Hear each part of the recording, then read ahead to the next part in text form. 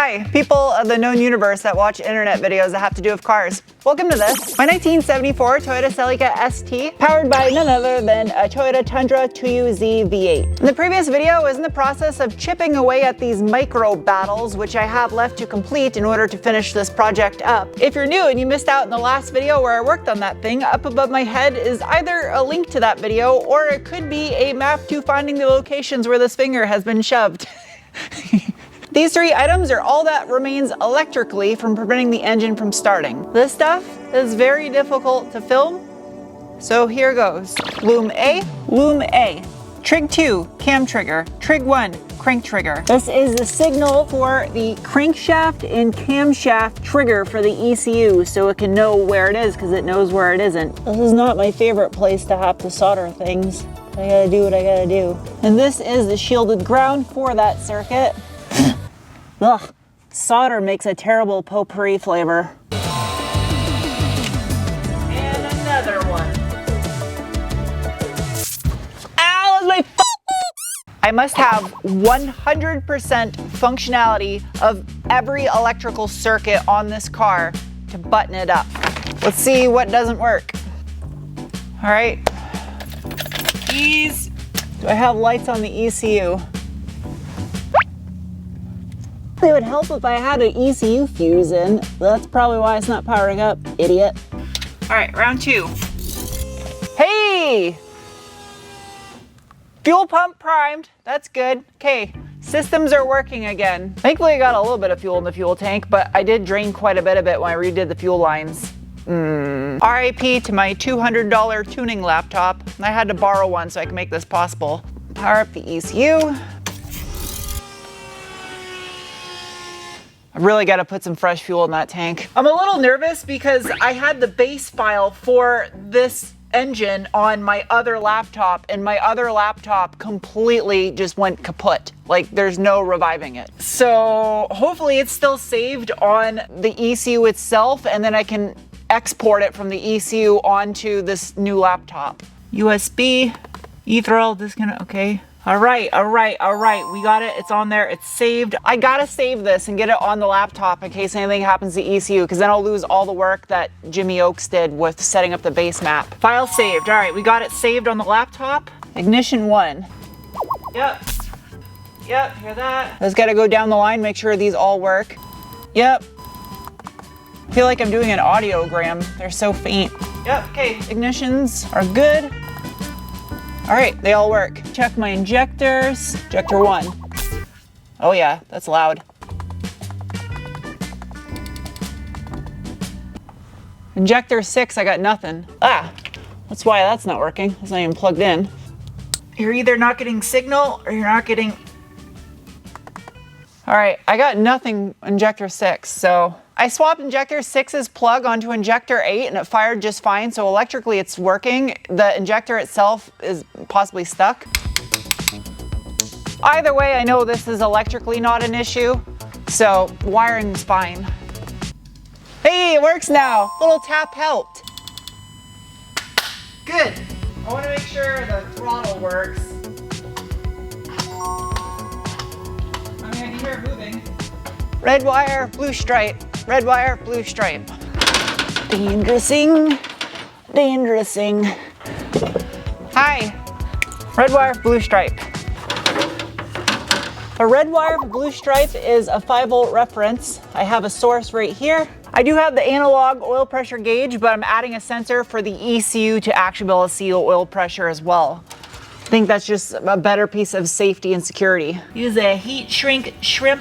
Call it a shrimp because it's pink. Cooling fans, highly important. Never tested those. This is how you create a hovercraft. I pulled the fuse on the fuel pump so that thing will quit priming. I don't even have the fans mapped out in the ECU. So I gotta tell the ECU what is the fan. Oh, it is actually on here. This should work, this should hovercraft. Here it goes, hovercraft test on. On. Why did it not do anything? It says engine fan fault. So what's faulting on it? I see what I did wrong. I got the load and the source swapped because the stupid picture on the relay is different. slight miscalculation on my behalf. Connect the battery. I have operational cooling fans. Okay, so what the hell? On. So the fans are working like they're supposed to now that the ECU is on. And these are hooked up, it's wired to an auxiliary output that's a switched ground. So it's switching the ground on the relay to turn on the fans. So if I turn the key back off,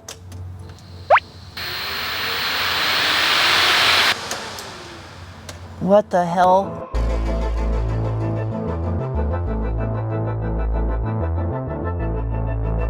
So I did some reading last night on this ECU and I see what I screwed up. I didn't screw up, I screwed up. So these two little relays, one is the ignition relay and the other one is my fan relay. This is the back side of the Toyota Denso relay. The copper side is the load side, the brass side is the coil side, the control side of the relay. The way in which I had this wired is I had a constant 12-volt fused source providing the coil power. In this orange wire, the purple stripe is the switched ground from the ECU. So if you look at my crude little drawing right here of the fan relay, this is where the fan plugs into. This is a fused power source for the fan. The coil side, I had a 12-volt fused source direct to battery and the switched ground from the ECU. What I did not realize is those auxiliary outputs in the ECU, once the ECU is turned off, they default back to ground. So therefore, if I have it as a switched ground to a relay with a constant 12-volt power source, it's then going to turn on the relay. The reason why that doesn't occur at the ignition relay I wired in directly next to it is because that 12-volt power source for the coil is provided from key on in the ignition position, which at that point the ECU is also turning on and taking control of that relay so the fans won't just turn on without the ECU commanding it. So I'm going to connect the battery. Fans should not turn on. They didn't. All right, now connect to the ECU. Now I'm going to turn on the fans. They should turn on. Just like that, I got working fans. Now, obviously I got to set the temperature in which these things are going to turn on. The only fault I have left is for my electronic throttle body. And it's saying that I have an e-throttle fault, AN volt 6 above error high value. Which this most likely is just going to be a tuning / calibration adjustment. What did I just run over? Where the hell have you been? You're looking a little disheveled there, buddy. Just when I started to get excited because I thought I was moving on to something a little bit more fun and making this engine bay actually look of that of a functioning running vehicle, I discovered one of the wires going to the fuse box got trapped between the header and the cylinder head. One individual strand. And it's a really good thing that I caught this when I did because that would have sucked to have to fix later on. Luckily, I didn't tighten my headers yet, so the wire was not damaged when it was trapped in there, and I could just put it with the rest of the bundle again. One wire, just added an hour's worth of work. Next time, don't trap your wiring harness behind the heat shield behind the header. Shrouded in secrecy for years, the stealth bomber will soon be introduced to the public. Hello, welcome to the following day. In this box, fresh from Toyhead Auto,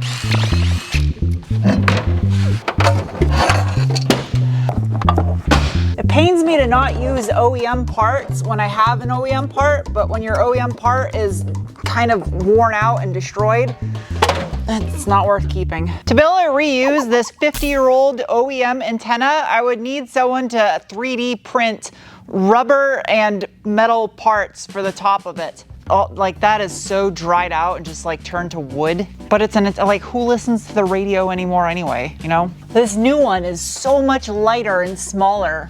Okay, drain tube's in, antenna is in, inner splash guard. I made these things a really tight fit, which is a good thing. You don't want grime getting in the door jamb. Cavity wax. Now that should hopefully fit better. I want to make sure when I tighten this panel down, I'm not pushing too hard on the fender and cause an outward dent. It's perfect seal all along the fender. Should be no whistle going on in there. It's one little thing, but that's all that matters. It's done. Before I button up the nose of this thing, one of you had a really good point in the last video that it might start to vibrate because it's a Y with two weights at the end of it, and over time crack possibly and cause a huge oil leak, or that would be a bad oil leak. Whether it could happen or not, or how long it would take, it's not worth really risking. So this sensor is for the ECU.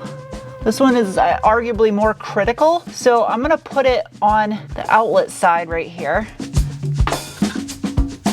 And then if you notice on the return side from the oil filter and cooler, there is another little outlet right here. I can stick the other sensor on this side. I'm gonna be f***ing sad if that doesn't fit there. Man, that is close. One thing left that's stopping me from putting the rest of the nose of the car on. I don't know how to do this and make it look clean. That is gonna be the biggest challenge of all. I don't wanna cut up the original wiring for the headlights just to run the LEDs. I'm gonna make it semi-permanent, so that way it is completely reversible to go back to the factory headlight and wiring. There's no longer a giant mess of wires, it's all loomed, but the challenge is gonna be tucking this all into place. I just realized I majorly screwed up the design of my bracket for my fuse box, because when I designed it, I forgot to take into account the bottom of the fuse box and how deep it is.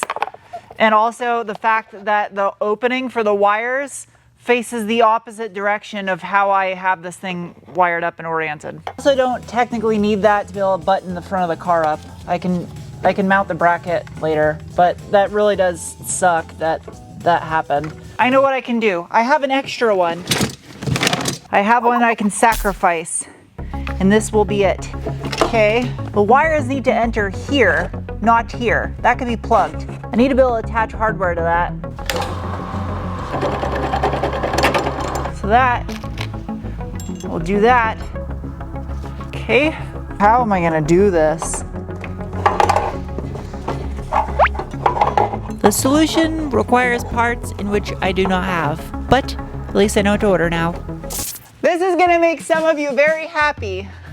Many of you have been waiting for this day. This has to go on now, for good. My freshly re-chromed original front bumper, that goes in there. In order to figure out where the rest of the stuff has to go, the bumper has to be on. Hopefully now you're starting to appreciate how difficult this part is because of how tight everything is in the front of the engine bay, and I have to do it in order or else I'm gonna screw myself and have to take it apart again. This bumper literally completes the look of the front of the car. Like, it needed this, it was missing it. It's gonna be interesting to see if these USDM bumper lights still fit the chin spoiler. Hopefully they do. I think they should. Just because there's no inner fender liner on these cars, I'm gonna put a little bit of dielectric grease around the end of the wire right here. It goes into the marker light. Just like how the fender is attached to the inner substructure on this car from the factory, it uses rubber butyl. I'm gonna do the same with these little brackets I made down here for the chin spoiler area. It'll keep moisture from getting inside there and causing corrosion. The downside is it makes taking this apart after kind of a pain. I don't need a lot of it, just a thin little bead. Something like that. I got a fat rubber washer. I'll stick that on the hardware. I don't know if I can put the bracket and the light on after. Yet again, another reason why I'm glad I review new cars for a living. I kind of think I should put some rubber between the flare and the sheet metal. But then I have this piece of rubber in there that I gotta like remove and put back in. And is when situations like this arise, I can see how other manufacturers have solved these issues. There. Rubber gasket. It's kind of like that famous saying, C's get degrees. That'll do right there. I don't know how that applies. I think it makes sense, right? Copying gets screwed. That's what it's for. Fuck off.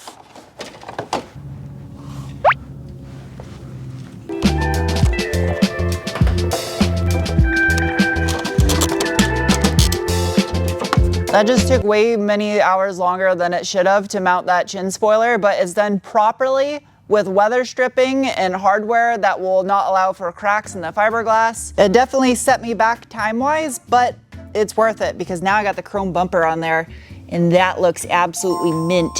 Plus, I got good news. My bumper lights are actually gonna fit with the chin spoiler. One thing I forgot about though, from the factory, the valance that was in this area was body colored and these lights would seal up against it with a rubber seal, which I definitely still need because I don't want this chafing and rubbing against the paint or the chin spoiler and scratching it. But it's not gonna work the same because this is all open and exposed now and that rubber seal will just flap around in the breeze. So I think what I'll have to do is use the same weather rubber stripping I'm gonna stick between the flare and the body of the car, just along that edge on this area as well, but I don't have enough, so I gotta order more. If it wasn't for this piece right here, I would have been able to finish up the stuff in the corner of the engine bay, but you can see the roll bar and chassis paint I used to paint this thing is already chipping off and I only removed this thing once. And that's a definite no-go because this area down here is gonna get lots of moisture trapped from like rain or washing the car and it's gonna be metal on metal and that would rust really easy. So even though it's gonna add a delay, the right thing to do is to send this to powder coating. Plus I also ordered some little rubber shock mounts that are gonna lift this fuse box up high enough to get the bottom plastic cover on there, and then it'll actually be even better because it'll be isolated from vibration and it'll give me more room to route the wires underneath it so I can fit my oil filter. So as a follow-up, in the previous video, since so many of you asked questions regarding Charlie's new Mustang, he just stopped by to use some of my Robo Bubble and give it a wash. And apparently a lot of you wanted to hear the Borla cutback that's on this thing. And I took the little badge off. I kind of like the badges, except I realized that they were at different heights on each side of the car, and then this one was slightly crooked, and once I noticed it, it drove me nuts, and so I took them off. And then when I took them off, they were like these little flimsy foam Temu things, so they weren't anything special anyway. But yeah, and then I took the red stripes off, and it looks way better. And he already started modifying it a little bit. My official sound test booth is in use currently because I racked the Sequoia, which is my next car review, but